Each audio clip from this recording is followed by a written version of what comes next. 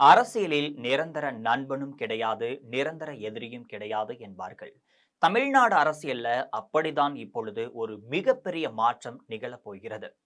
தமிழக அரசியல் களத்துல பாட்டாளி மக்கள் கட்சியும், விடுதலை சிறுத்தைகள் கட்சியும் ஒருவருக்கொருவர் எதிரும் புதிருமாக மோதி வரும் நிலையில காலங்கள் பல கடந்திருக்கு. இரு அமைப்புகளும் சாதி ரீதியாக தமிழ்நாடு முழுவதுமே வெவ்வேறு பிரிவுகளாக பிரிந்து செயல்பட்டுட்டு இருக்காங்க. இந்த நிலையில தான் வட மாவட்டங்கள்ல வன்னியர் இனத்தவர் இடையே பாட்டாளி மக்கள் கட்சி நீண்ட காலமாக கொடி கட்டி பறந்துட்டு இருக்கு. இப்படிப்பட்ட சூழ்நிலையில தான் தற்பொழுது பாட்டாளி மக்கள் கட்சி இரண்டாக பிளவுபட்டு ஒரு பக்கம் அன்புமணியும் இன்னொரு பக்கம் மருத்துவர் ராமதாசும் தலைமையேற்று நடத்திட்டு வராரு. இருவருக்கும் இடையே சமாதான எல்லையை தாண்டி தற்பொழுது உச்சகட்ட மோதல்களும் நடைபெற்றுட்டு இருக்கு. அந்த வகையில தான் மருத்துவர் அன்புமணி தலைமையிலான பாட்டாளி மக்கள் கட்சி பாரதிய ஜனதா கட்சியுடன் கூட்டணி என்பது உறுதியாகிவிட்டது. பாரதிய ஜனதா கட்சிக்கும் பாட்டாளி மக்கள் கட்சிக்கும் இடையே தொகுதி பங்கீடு மட்டும் முடிவு செய்ய வேண்டிய நிலையில இருந்துட்டு இருக்கு. இந்த நிலையில தான் மருத்துவர் ராமதாஸ் ஏற்கனவே திமுகவுடன் கூட்டணி வைக்கலாம் என்ற முடிவுல இருந்திருக்காரு. தற்பொழுது அன்புமணி தலைமையிலான பாட்டாளி மக்கள் கட்சி அதிமுக கூட்டணியில இணைவதால மருத்துவர் ராமதாசுக்கு வேறு வழி எதுவும் இல்லாத சூழ்நிலை ஏற்பட்டிருக்கு. இதற்கிடையே தான் ஏற்கனவே ஒரு முறை முதலமைச்சர் மு.க.ஸ்டாலினை சந்தித்து வன்னியர்களுக்கான இடஒதுக்கீடு பற்றி பேசிய நிலையில கடந்த 3 மாதங்களுக்கு முன்பாக திமுக மேலிடத்துல தொடர்பு கொண்டு மருத்துவர் ராமதாஸ் பேசியிருக்காரு. அப்பொழுது திமுகவுடன் கூட்டணி வைப்பதற்கு தனது விருப்பத்தை அவர் தெரிவித்ததாகவும் சொல்லப்படுது. ஆனால் திமுக மேலிடம் இதற்கு மறுப்பும் தெரிவிச்சு விட்டாங்க. காரணம் என்னன்னு கேட்டீங்கன்னா, திமுகவுடன் விடுதலை சிறுத்தைகள் கட்சி அமைப்பு பலமான கூட்டணியாக இருந்துட்டு இருக்கு. விடுதலை சிறுத்தைகள் அமைப்புக்கு தமிழ்நாடு முழுவதும் மிகப்பெரிய தலித் வாக்கு வங்கி இருக்கிறது. எனவே விடுதலை சிறுத்தைகள் கட்சியை கைவிட முடியாது என்ற சூழ்நிலை திமுகவிற்கு இருந்துட்டு இருக்கு. இந்த நிலையில தான் பாரதிய ஜனதா கட்சி மேலிட பொறுப்பாளர் மத்திய மந்திரி பியூஷ் கோயல் சென்னை வந்த நிலையில அன்புமணி தரப்பிலான கூட்டணி குறித்து பேசி முடிவு எடுத்ததாகவும் சொல்லப்படுது. இதன் மூலம் வட மாவட்டங்களிலும் வன்னியர்கள் சமுதாயம் வாழும் பகுதிகளிலும் அதிமுக கூட்டணிக்கு முழுமையான வாக்குகள் கிடைக்க வாய்ப்பிருக்கு.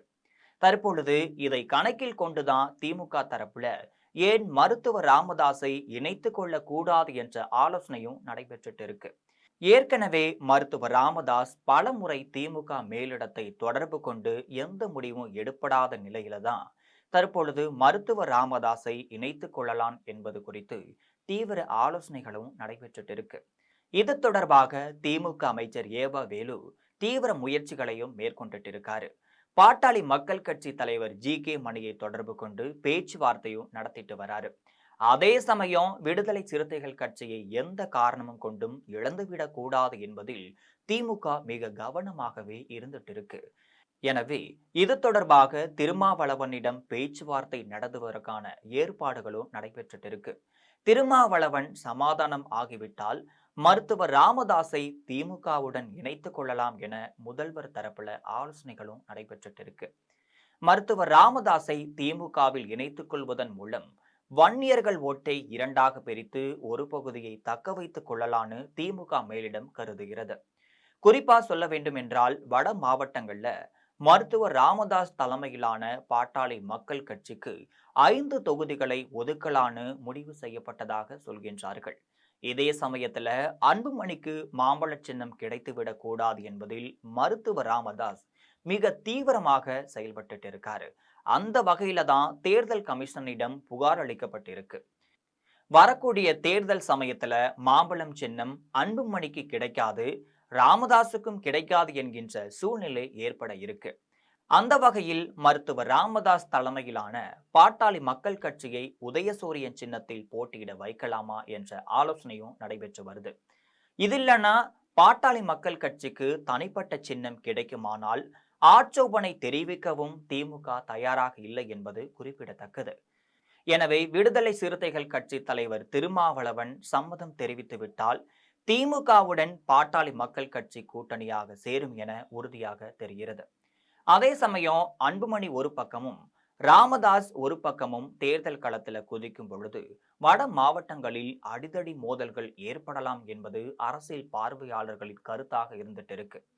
தற்போதைய சூழ்நிலையில அன்புமணி தலைமையிலான பாட்டாளி மக்கள் கட்சி அதிமுக பாஜக கூட்டணியுடன் இணைந்து விட்டால் ராமதாஸ் தரப்புல வேறு கூட்டணிக்கான முகாந்திரம் எதுவும் கண்ணுக்கு எட்டிய தொலைவில் கிடையாது.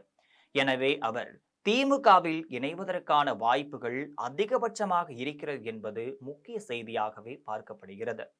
இதற்கிடையே வருகின்ற 29ஆம் தேதி சேலத்துல ராமதாஸ் தலைமையிலான பாட்டாளி மக்கள் கட்சியின் செயற்குழு மற்றும் பொதுக்குழு கூட்டம் நடைபெற இருக்கு. இந்த கூட்டத்துல கூட்டணி குறித்து மருத்துவர் ராமதாஸ் தகவல் தெரிவிப்பார்னு எதிர்பார்க்கப்படுது. இது போன்ற அரசியல் பின்னணி செய்திகளை தொடர்ந்து தெரிந்து கொள்ள ஜெம் தொலைக்காட்சியுடன் எப்பொழுதும் இணைப்பில் இருங்கள்.